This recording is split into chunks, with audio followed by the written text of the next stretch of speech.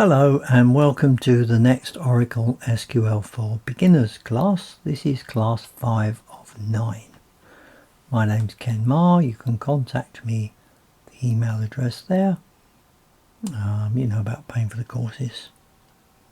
Now if we look at the contents, this is class 5. So come on. So far we've done data retrieval. 1, 2 was relational databases, 3 was model retrieval, 4 was data definition, creating objects like tables, views, indexes, and this class looks at updating the data. So if we jump to page 84, data updates about 20 pages, which in a real live class with an audience who participate, which a lot of people don't, well, there are many people on the courses, but some of them don't. They don't turn their video cameras on, which isn't so bad, but they don't turn their microphones on sometimes. They don't ask questions. They don't interact. You get more out of these courses if you interact. Because I'm recording this just me and the camera, because the software I'm using doesn't work for a live session, I need to change to something else. It won't take 2 hours. It's 20 pages, 24 pages I think it was. But it won't take 2 hours as it's just me. You don't miss anything other than the interaction and the questions that were asked. I will try and record some of the later classes live, we'll see.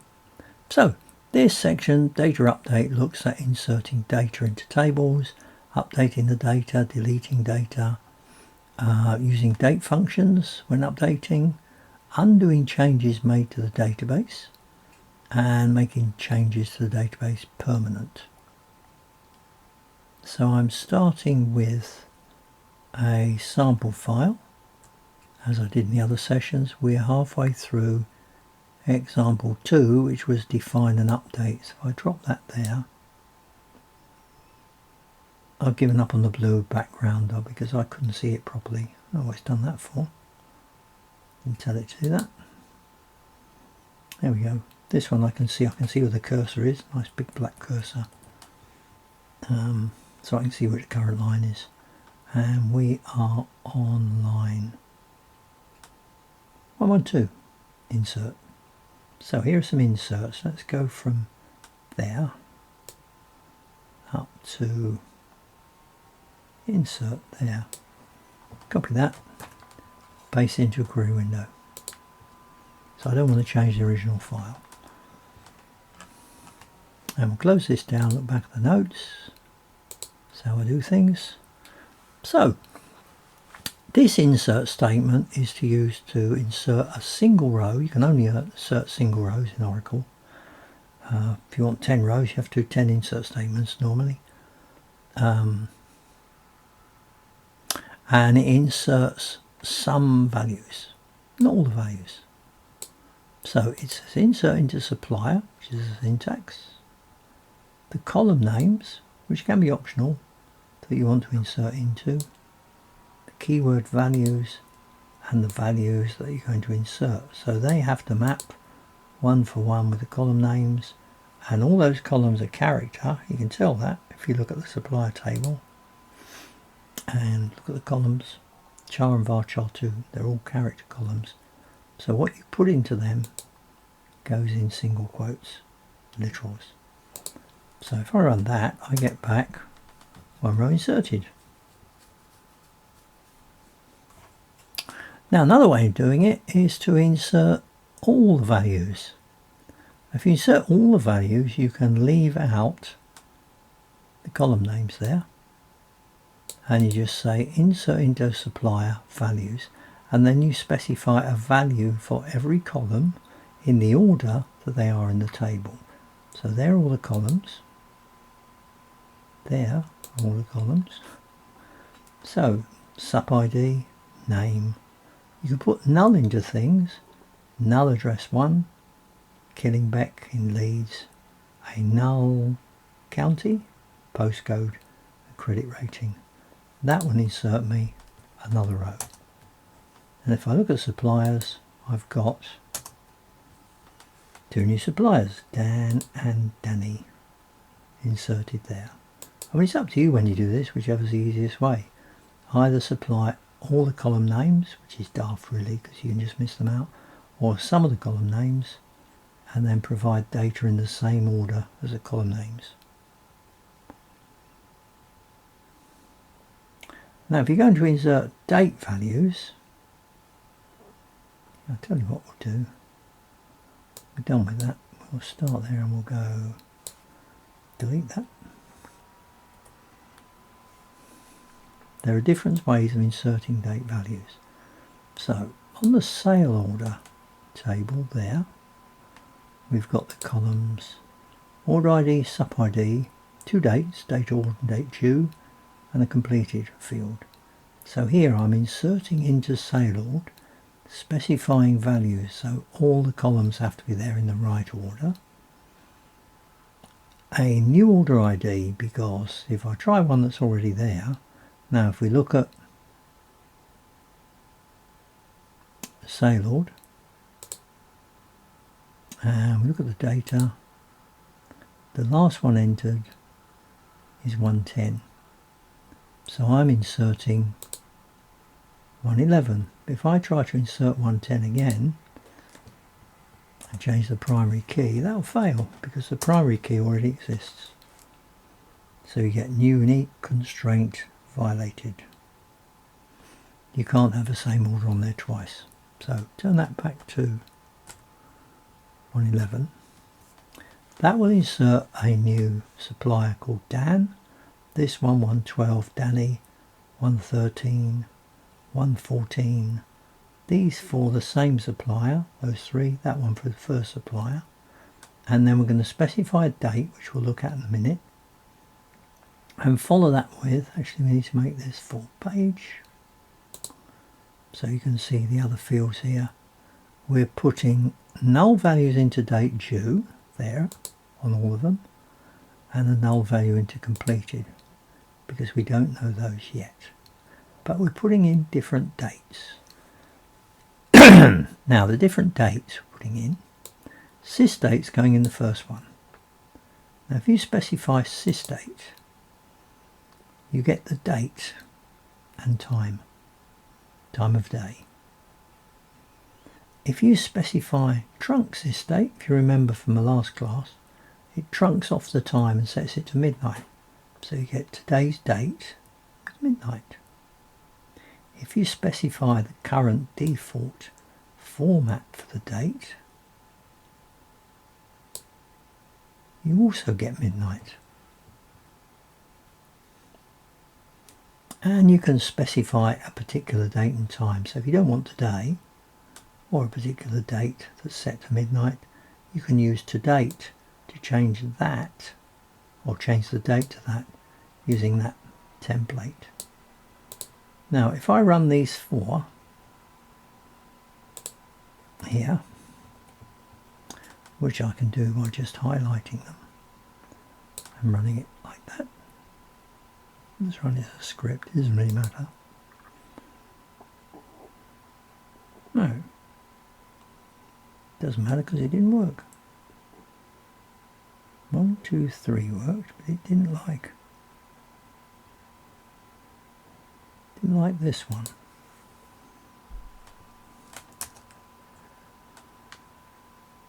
Now I suspect it's done it and picked something up after it. Let's have a look at the sale order and see if we've got those four in there. We have 111, 112, 113 and 114. I must have had a spurious character selected. Now when you're looking at sale order like that, that's all very well, but you can't see the dates and times. So I'm missing something here, aren't I?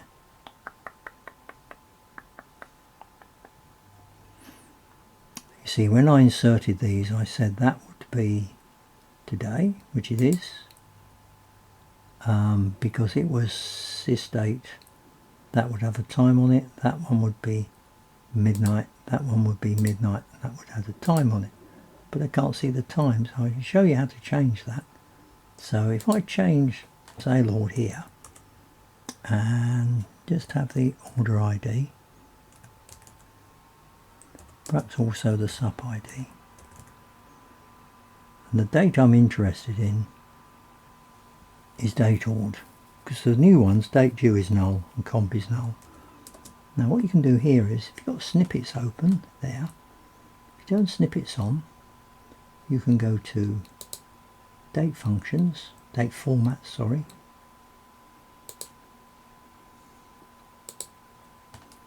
pull that round there, and here pick a date format. Well, I want day, month, year, hours, minutes, seconds there. Put it across and drop it there. Park that. Park that. And there we want to look at date ord. Now we'll see date ord in that format with hours, minutes, seconds. We don't really need seconds. So what I might do is knock that off, like that, and then run that line. Valid number, I can't spell, DA, date ord, it's better. There we go. So now what we've got, see the ones inserted. So 111 was the 6th of September. Today, when I'm running this, the time I did it, 2:01. Trunk the sysdate, and you get today at midnight. Use this format, and you get that date at midnight. And use ToDate to put in the time like that, or the 4th, the 11th, you get that. So that's 4 different ways of inserting a date into the table. And there's the date, there's sysdate, there's trunk sysdate, and there's using ToDate there. You can also insert default values into a table. That's the date's done, so we'll dump that. Now, with default values, it depends whether the field has a default or will take a null. If we look at sale line, for instance, and here we're inserting sale line for a new order that we just created, 111. On the sale line, we've got these columns.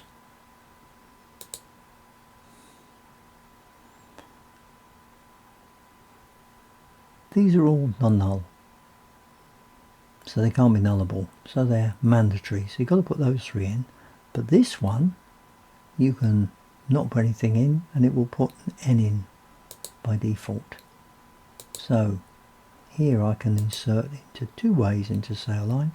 One is I can just specify the first 3 columns which have to have values, and it will put an N in the last column because it had the default value there for the last column received.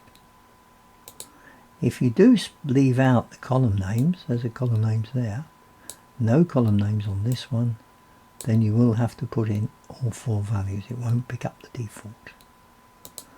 So that inserts me a row, and that inserts me a row. And if I set it from sale line, I'll have 2 extra rows at the bottom there for 111.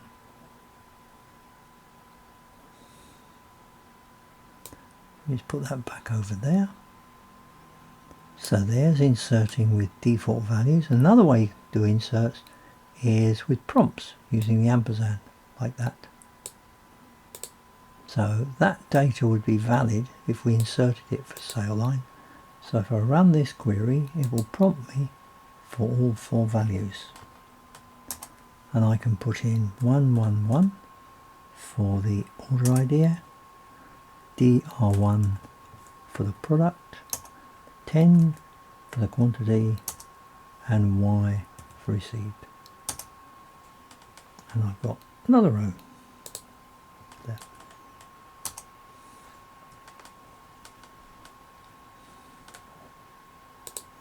And that's inserting. It's simple really. There's an exercise there. Now in the previous class you created a table called myemp, which I don't have actually here, but then it's okay, I'm not doing the exercises. What we're going to do is insert these rows into myemp. Employee IDs 1 again, just to see if you get an error. 3, 4 and 5. Name, manager, gender, salary and bonus. So you can try the exercise between classes. And that takes us on to look at what are called transactions. So we'll dump that and that and that.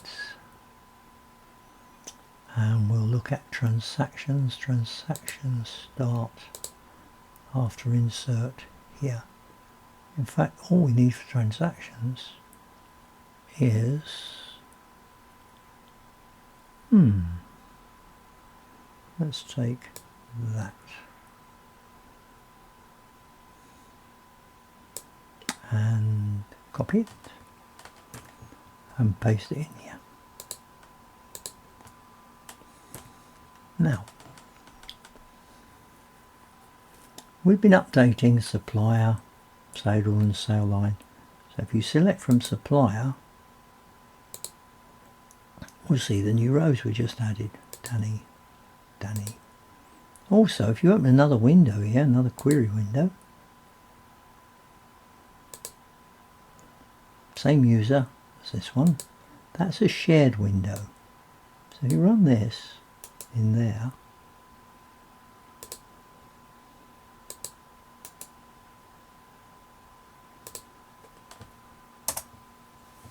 oops, you see Dan and Danny. Now suppose another user logs in, not in a shared window, but he logs in here.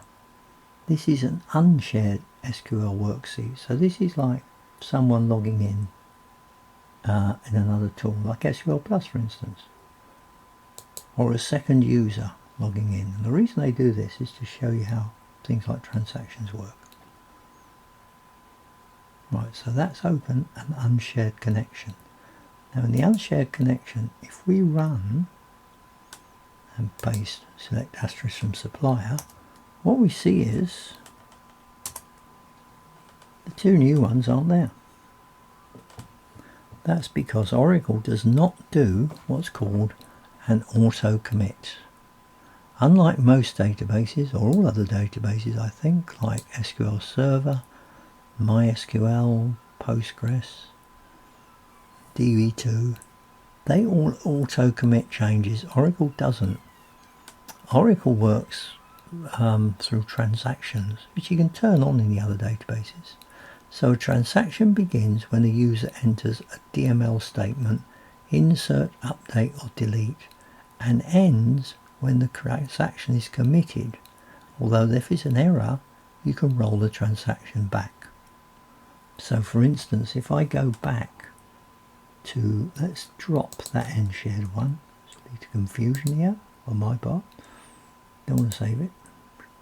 If I go back to this one, okay, and I for instance do a rollback, that will undo all the changes that I did to supplier, sale order and sale line.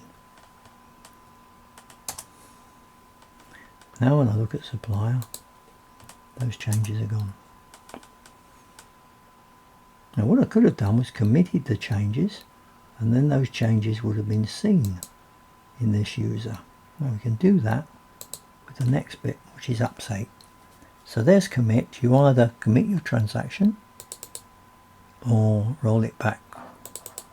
I mean, this is mainly used in code when you're writing procedures, functions and triggers, I suppose, rather than doing it like this. But I mean, you could do it like this as well.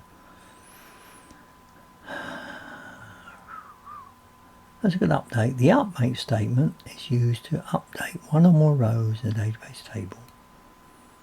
What this does, it updates sale order. The syntax is update table, set column name equal to value, optionally add a where clause. Now that only matches one row, so that will update sale order 108.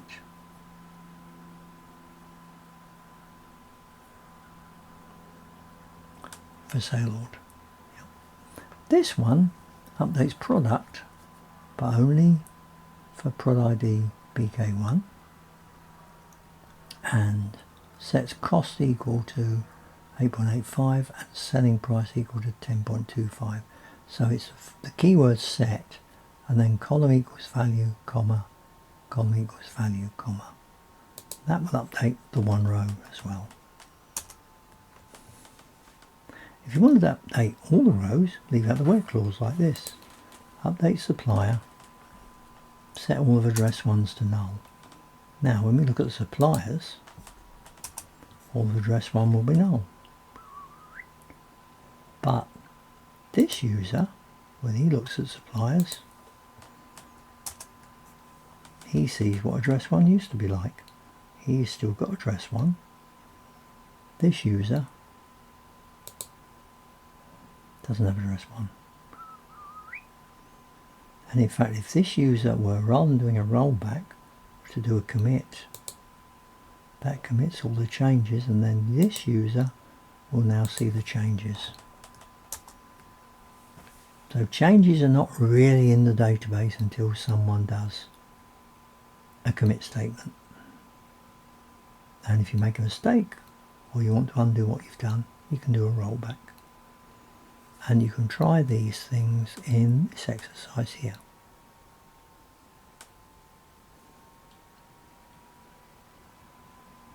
And that brings us on to delete. Very important transaction, so you need to remember that. Remember also that these are two different users, effectively, two different persons they could be running these sessions. We go back here, and we drop that, and we go back there, and we look at delete. There's delete there.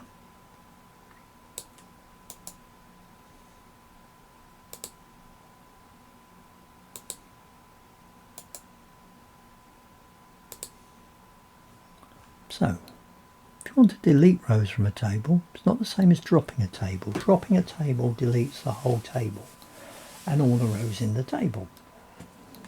With delete, you can delete certain rows in the table. And in fact, if it doesn't match the where clause, I put a 0 there, not that, I put a 0 there, and there's no match, you have to watch out for messages that say things like 0 rows deleted when you thought it was going to delete something. Change that back to 108, and that will delete one row, I think, from the table. Oh, 2 rows, I beg your pardon. You can also use like, in, between, all the other things that you can use in the where clause to delete multiple rows.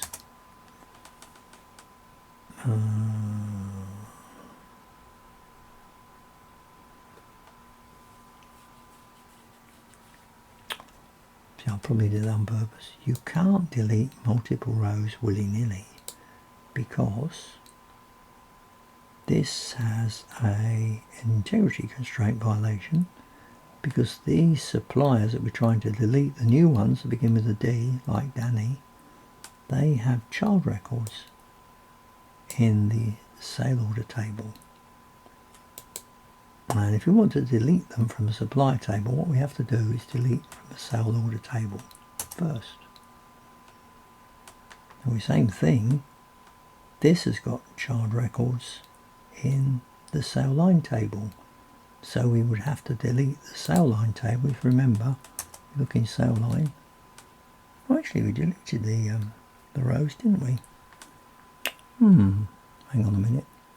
Something amiss here. Let's go back here and look at supplier. Suppliers that have been with the D. Oh, it's Dell and Dixon's, not the D ones we inset, but Dell and Dixon's. If you look at the data in supplier for Dell and Dixon's, there looks like that. they own orders in Sailord. Those two, Dixon does, and Dell. So that's 101, 102, and 106, and they own lines in Sailline. 101 and 106. Oh no, 106 isn't there, but 101 is. So when you're trying to delete, or when you're deleting records, you have to be aware that you can't delete the parent record. Try that again. If it sort of owns child records in another table, you have to delete from that table first. Now the way around that is delete stuff from Sailline, which we can do.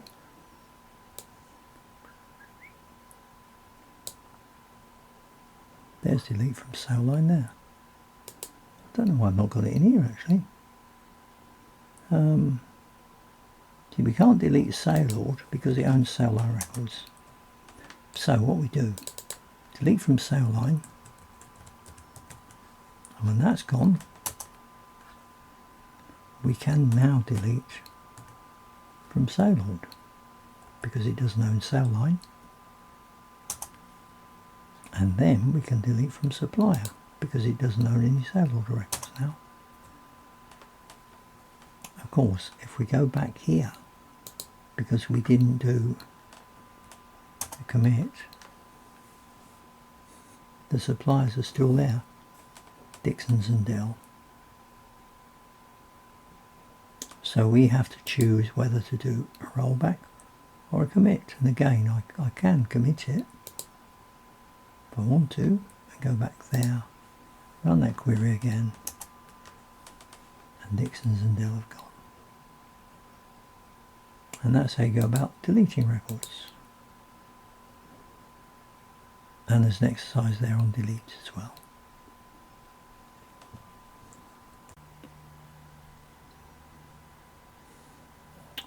Now there is another way of truncating rows from a table.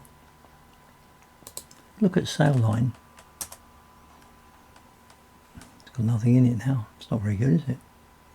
Okay, we'll fix that. What we'll do is we'll go back to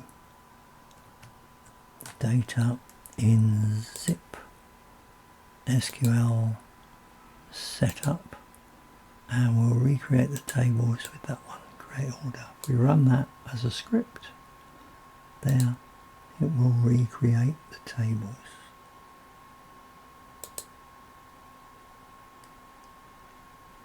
There is drop the tables, recreated them, and then adds all the rows. So go back to the notes. You can use the truncate statement to delete all the rows from a table. The thing about truncate is you can't roll it back. So if I truncate Sailline and select from it, well, let's do it this way. Let's say delete from Sailline. Well, let's check what there's first, right? 23 rows. Delete them. They're all gone. Commit that change. No, sorry. Let's roll it back. We can get them back again. Look at Sailline. They've all come back again. Oh, sorry. I didn't mean to do that. Roll it back again. I meant to run a select. Is that one? There. Roll it back. Get them all back. Now, if you drop them or delete them, get rid of them using truncate, you can roll it back either there or by clicking on the button, but you don't get them back. And that's the difference between the two. The thing about truncate is it's called DDL, it's data definition language, rather than DML, data manipulation language, and it does an auto commit. So there's no recovery available. And the reason you might use this, if you were doing perhaps a large update, suppose you're updating 1 million rows at the weekend, or deleting 1,000,000 rows from a table. If you delete the 1,000,000 rows from the table using delete, Oracle has to save before images all the rows in case you want to roll it back again, change your mind.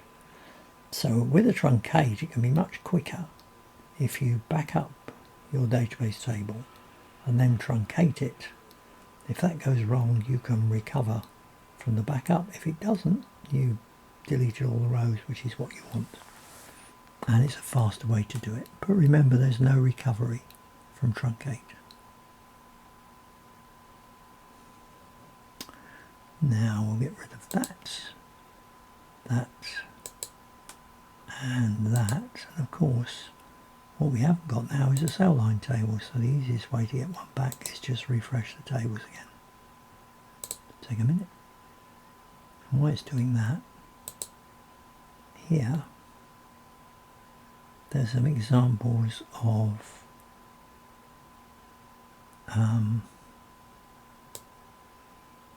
updating with dates. So we copy that and put that in here.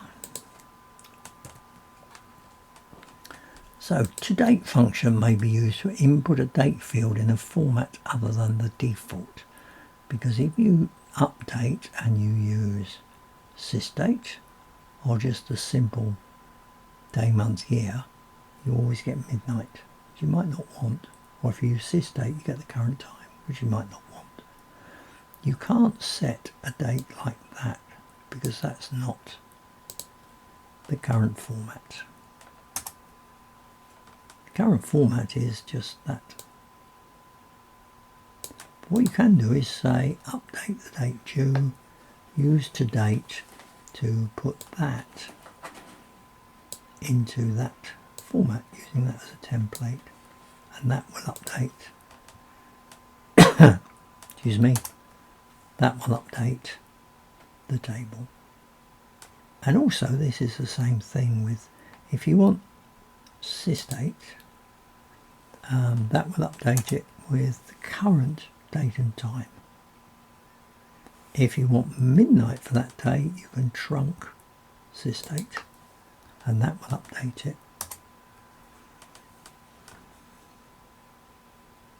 And truncate the date so it's midnight.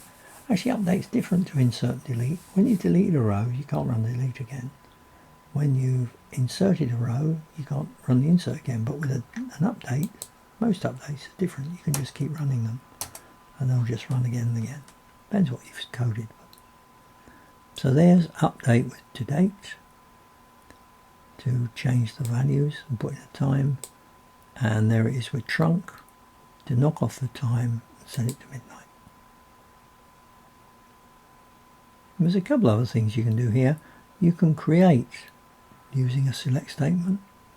You can insert using a select statement. And here's an example of using those. Should check that's finished. Yes, over here. These two. So suppose you want to create some test data based on a particular table. In this case, product. If you select asterisk from product, you get all the products. And prod ID is a primary key which cannot be null. Now if you were to do it like that, product ID is never null, so you get back no rows. Now if you want to create a table with these columns, you can say create the table myprod as select asterisk from product, but don't select any rows. And what you do if you run that is you get an empty table called myprod. Over here, if I refresh the tables, there's myprod there with the same columns. And if we look at it, it's got no data. Oh, sorry, they're the columns. It's already on data. Now, a neat way of giving it data, if you want to create data in there which looks similar to the base table product but not the same, what you can do, you can say insert into my prod, no as word there, unlike create table, select, and we want the 4 columns from product, but we only want values in the first 2, product ID and description. So rather than selecting column names, we're going to put 0 in sell, 0 in cost, and null in stock. So that creates me a table that looks like the product table but has got this data. The product IDs and the descriptions, cost and sell are 0, and in stock is null. Now, like I said, that can be useful for creating test data. You should try all these examples yourselves and then try the exercises. Although I don't think there is an exercise with this one. What have we got left? Let me have a look. Insert all, sequences, grant, and synonyms and locking. Right. Go back where we were. Right, there is one other insert statement called insert all. This allows you to conditionally insert a row into one or more tables. Now, to show you how it works, if you've got this file, you need a couple of tables first. Well, 3 tables. A customer table, supplier table, and a type table, into which I insert 3 rows and then select from a type table. So if I go from there up to there and run that,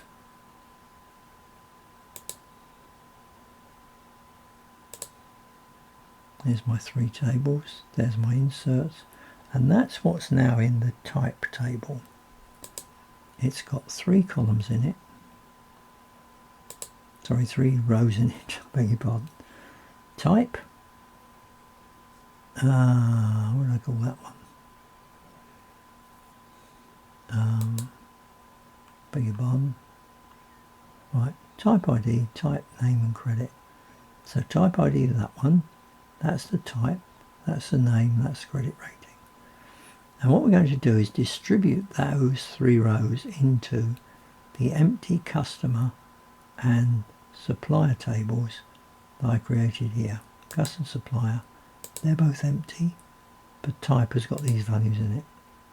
And the way you do that is an insert all. So the insert all says if type equals C, i.e. if it's a customer, ABCD, then insert into cust the values cust ID, name and credit, which are 3 values off the type table. If type is S, then insert into the sub table, sub ID, name and credit.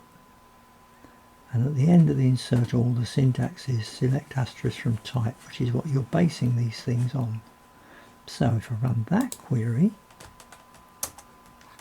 it says 3 rows inserted, 2 suppliers and 1 customer, but the way they've been inserted, one of them's gone into the customers table and 2 of them have gone into the supplier table. So you can use that, as it says, to conditionally insert rows into 1 or more tables. That syntax. Right, next we've got sequences.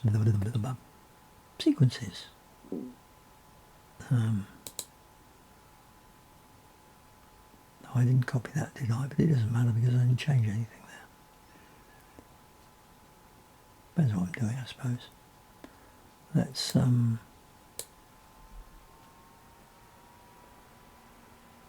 Let's copy sequences and grant. Hello, that's the cat saying hello. Right, put them in here. Now, what a sequence does, it's an object that you store in the database. Have a look here. There are sequences, but we haven't got any at the moment. And you can use a sequence to generate a column name. For instance, I can set up an order number sequence, and then when I insert into the sale order table, I can have it generate the order number without me having to put an order number in. Now the way you do that is you create a sequence first of all called ordnum, which is going to start with 111. The reason I chose 111 was if you look at Sailord, it goes up to 110. So 111 is the next value required as an order number. And that will create me an object called a sequence, which is stored here. If I refresh sequences and click there, there's my sequence. When it was created, who owns it, its name. Its minimum value is 1 because I didn't give it a start, the default is 1. Its maximum value is quite high. The increment is by 1. You could start it at 10 and have it increment by 2 or by 5 if you wanted to. These other things are default. Go back here, I can look at it by doing select asterisk from sequence. And then I could try and get the current value of the sequence. I think I've got these the right way around. And it says current value is not yet defined. It says select next val before selecting the current value.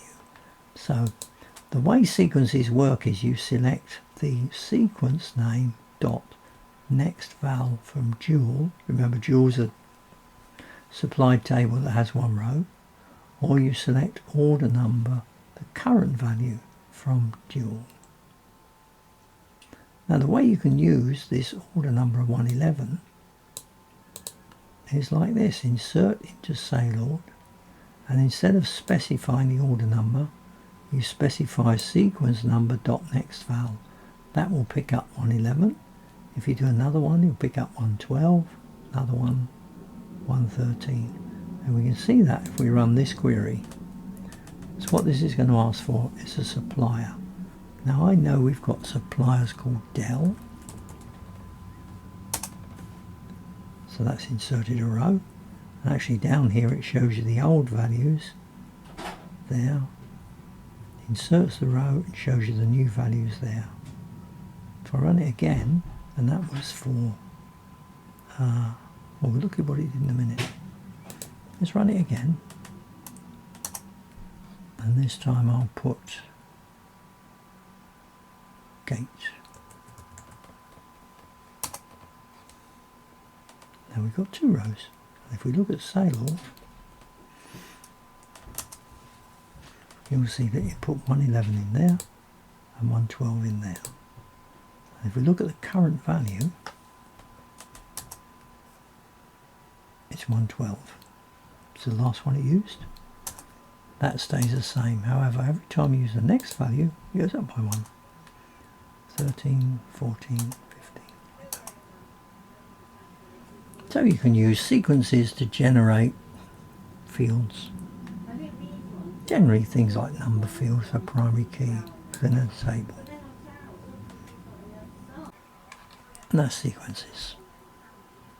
And there's an exercise there. You can have a go at using a sequence and use it with the myemp table, which you've created in the previous exercise. Now this bit looks at granting permissions on tables for other users. So, should we do this? Let's clear that, and that, and that, and go here and have a look at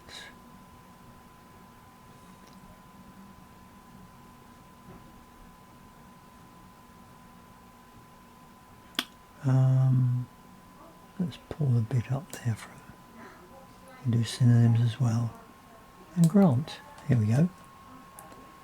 C, and paste it in there, V. When you select from a table, you're actually selecting from user.table name. Now, I don't have a myemp table. You'll have created one in the exercises. So normally when I do this in the classroom, I do the exercises in the class and the tables are there. But I'm user 35 and I've got a table called department. I don't like doing it all in uppercase. Must have had caps lock on. User 35 dot dept. So I can see that table. Actually, looks like I didn't turn caps lock off. Do you remember this little thing? If I highlight that and click there, I'll turn it back eventually to lowercase. That's better. So those are the rows in my department table. Now I can grant permissions for another user to look at that. So on here I've got the user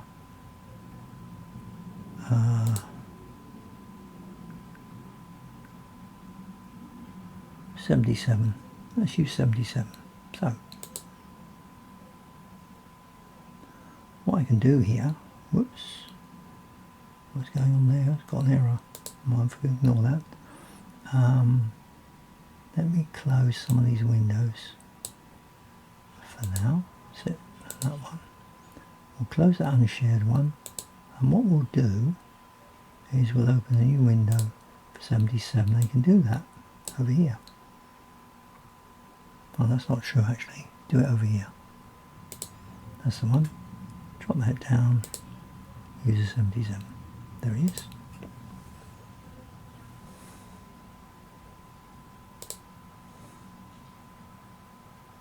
Give it a minute.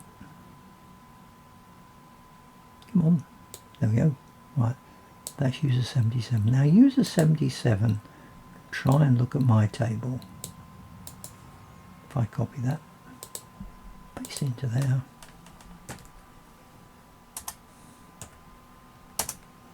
He doesn't have permissions.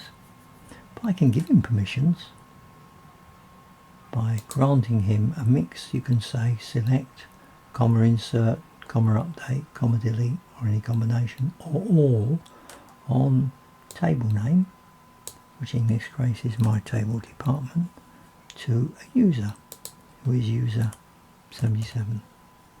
That grants him permissions, and then he can now look at the table. If he specifies user 35 in front of it, so he's looking at my department table. And that's how you go about granting permissions on a particular table. You can do multiple users, comma separated, or you can do to public if you want, to anybody, and you can try that in the exercise. Now one of the problems with that is user 77 has to know where these tables are coming from. He knows he wants a department table, but he needs to know it's in user 35. And the way around that is to use what's called a synonym.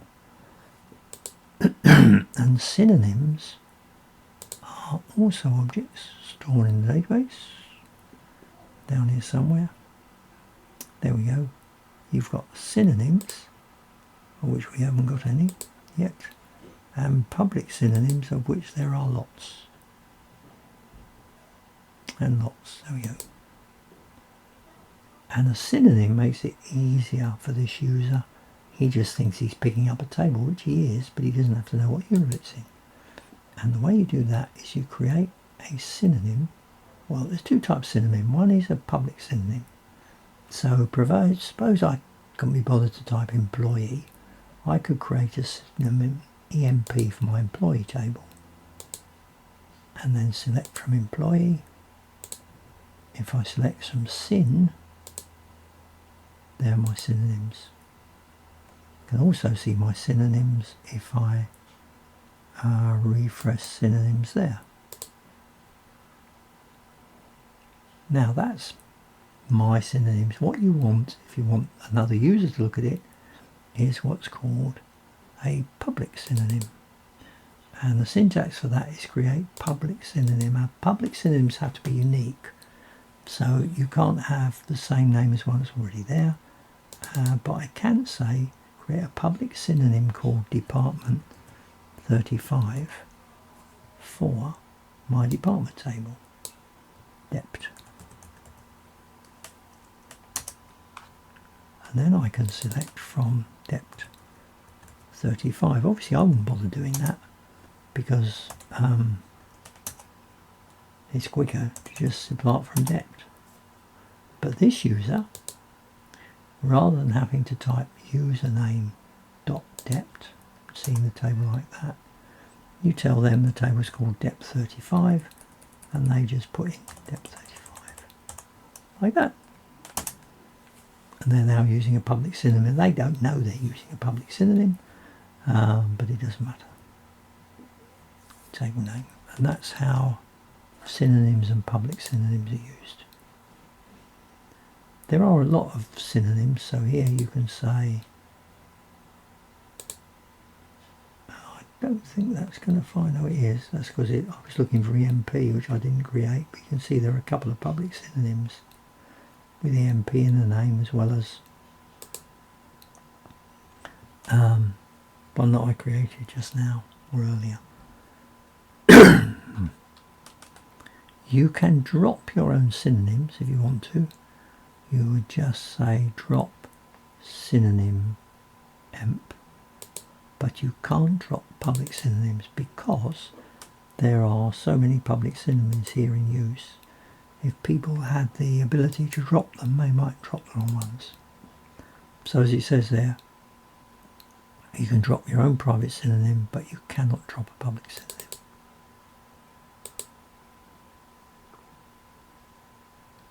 Now there's a nice page. Don't know why it does this, but I quite like white on black, but I'm going to have to switch to black on white so we can see what's there, because I know there's a page of writing there. There we go, turn the paper to white and it comes back like that. Actually there was a blip there because I stopped things and started again because it wasn't going quite the way I wanted it to. So let's have another look at locks. Well, a look at lock, right? Databases use locks to control concurrent access to data. Locks are mechanisms intended to prevent destructive interaction. Two users trying to update the same data at the same time, for instance.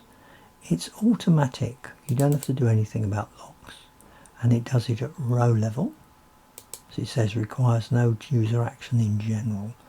And there are two types of locks. A shared lock. So if this user, user 35, I'll change his screen as well, and user 77 who we had are accessing the same department table, they are taking a shared lock. However, if you're doing an update, you get an exclusive lock. And these locks ensure that the data a user is viewing or changing is not changed by other users until the user's finished with the data, i.e. commits his changes, or the user finishes browsing, and ensure that the data's data reflects all changes made in the correct sequence. You can only have one exclusive lock, but you can have many shared locks.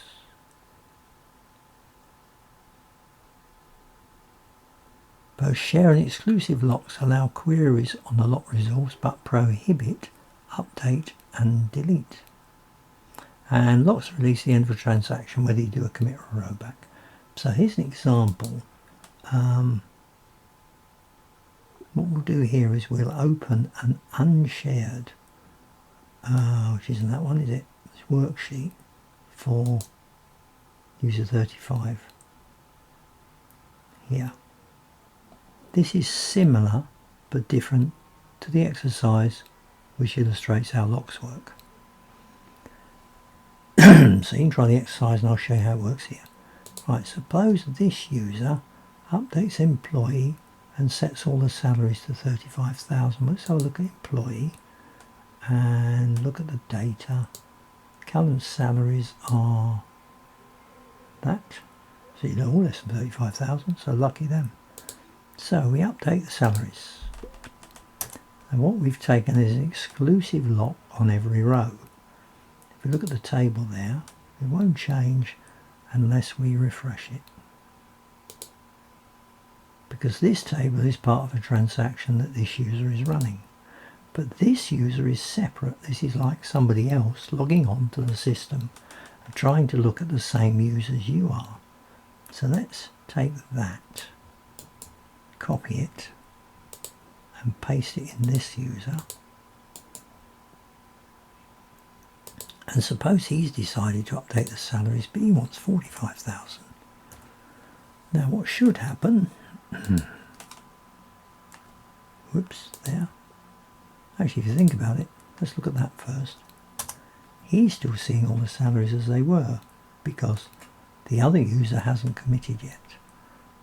Now, if he tries to change to the 45,000, what happens is it locks and the cursor just bounces across the screen. And that will stay there because this user has an exclusive lock until this user does either a commit or a rollback.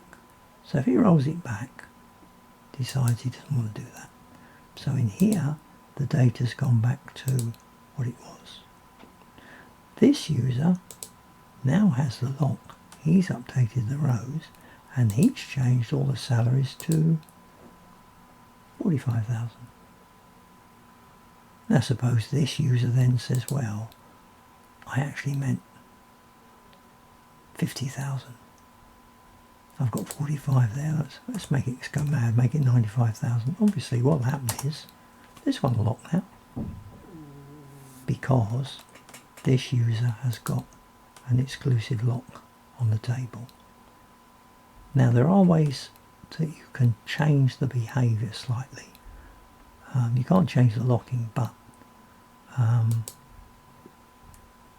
think we can abandon this there. Yes, there we go. So that's been abandoned.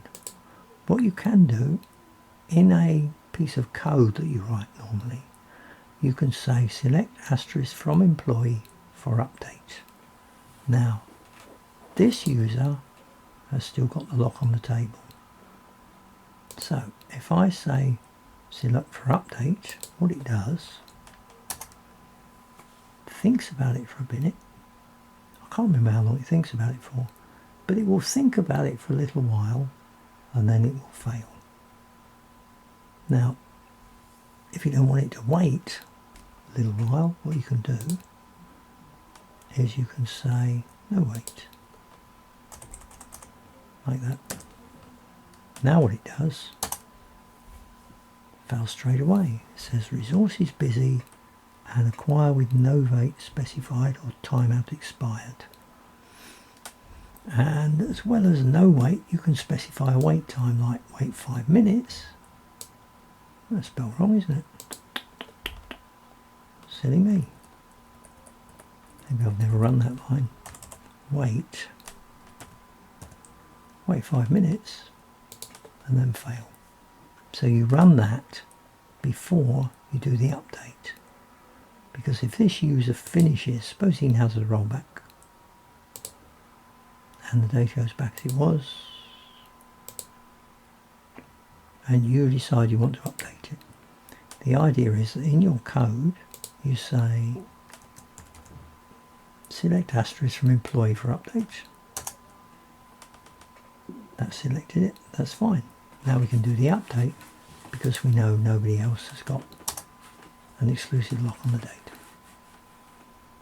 And then I'll run that back so it puts it back as it was. And that's how locking works. And there's an exercise which does a similar thing, updating your myemp table if you're creating the exercises shared between two different users.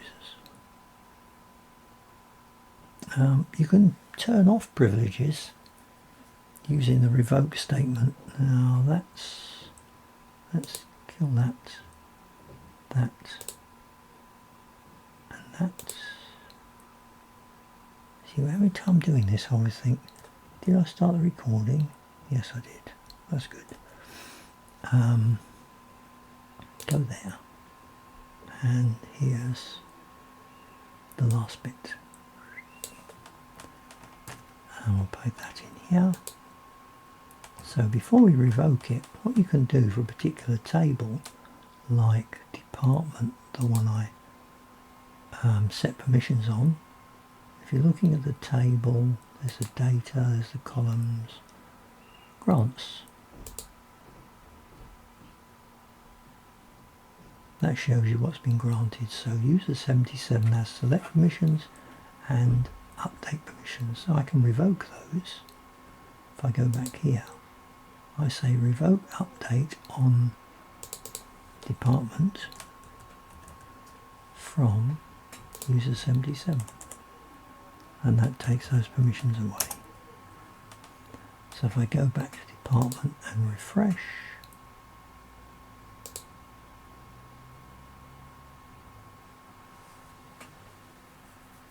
that's weird, they're both gone.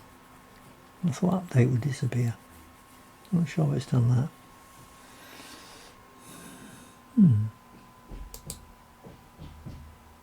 You can also use the data dictionary to check on privileges for yourself and other users. This one shows you what roles you're allowed, and normally you're given connect and resource. We've got an extra one. Without connect you can't connect to the database, and resource allows you to do things like, well, you can see actually if you look at role system privileges, connect allows you to create a session, but resource allows you to create sequences, triggers, clusters, procedures, operators, tables and index types. And you've also got user system privileges, so you might have certain privileges. I've given you privileges: create views, synonyms, materialize views, public synonyms, whatever, create table, and you might have specific table privileges. User 77 is the grantee, granted by user 35, so that's the same as what we should see up there, but it's not doing it properly, which is odd, which just goes to show that doing it in code is better than using a GUI. In my opinion, that's true. And that is the end of this section, because there's a self-study section at the end which I'm not going to go through. Save point allows you to go back to a point in time rather than rolling back a whole transaction. You can turn auto commit on. There's a bit there about data arithmetic. There's a page on what happens when constraints fail and sort of error messages you get. And there's an optional workshop which you can try at the end. And that brings us to joins, which is the next class. If I go back to the beginning, class 6, which I'll be doing a video for soon, because I've already run class 6 twice. Once last night, very late for those in America. So class 6 next, and that leaves us 7, 8 and 9, which are, they don't do it like that. The next class, class 7, is using functions, class 8 is subqueries, class 9 is advanced queries, and then if people are interested we'll do SQL plus and export and import. So there might be a class 10. But that's it for this session. So come to a class. There's hardly anybody in the classes, to be honest. I'm sure people are watching the videos, but there's hardly anybody attending. I don't know why they're in the group. If they're not going to offend the training, still. How's not the reason why. That's the end of this class, so I'll see you next time. Bye bye.